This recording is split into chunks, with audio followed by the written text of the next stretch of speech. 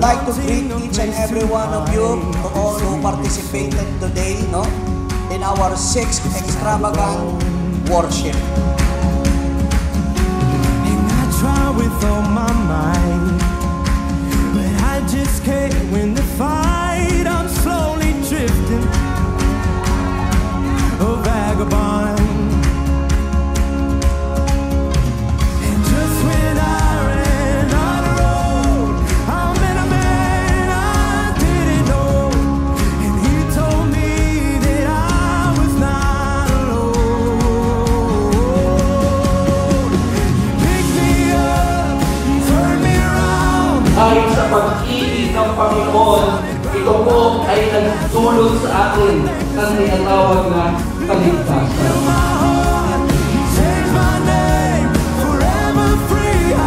And as the Lord promised in Isaiah 46 verse 10, from the beginning I revealed the end.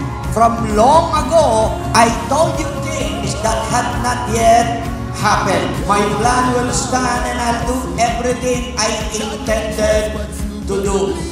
My doubts are burning like ashes in the wind. Walang nangyari po sa mundo po na ito na hindi kontrolado ng Diyos. Alam niya lahat ng bagay. Walang bagay po na hindi alam ang Panginoon. At pag sinabing ang Diyos ay makapangyarihan, todong makapangyarihan ng Diyos. From now till I walk streets of gold, I'll sing of how you save my soul. But sometimes, we really have to accept the fact and the truth. Kapag tayo po ay binabagyo ng buhay, it seems God is absent. God is not there. Master, I thank the Savior because He healed my heart, changed my name. Napakaraming tao na nasa problema, nasa kabigatan, yan ang kanilang sinasabi. Hindi ko alam kung naaalala pa ako ng Diyos. And because of this, as I have mentioned dun sa introduction, God has given a very powerful tool or thing in every human being, and that is the word worship.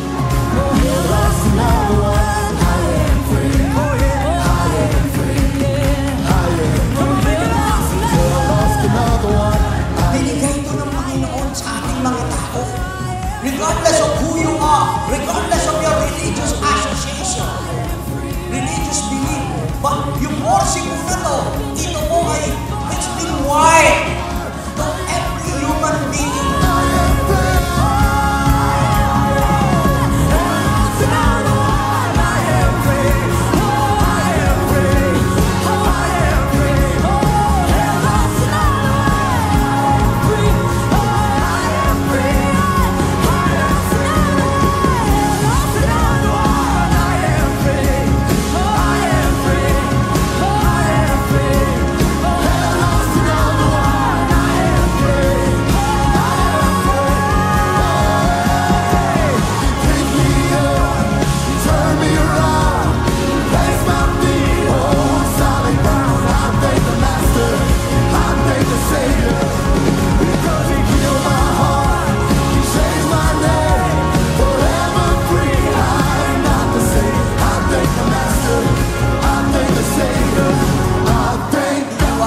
Sa ngalan ng Panginoon, sa pangako ng Panginoon, at sa bagay po na ibinigay sa inyo ng ating Diyos na buhay, uuwi po tayong matagumpay sa araw po na ito.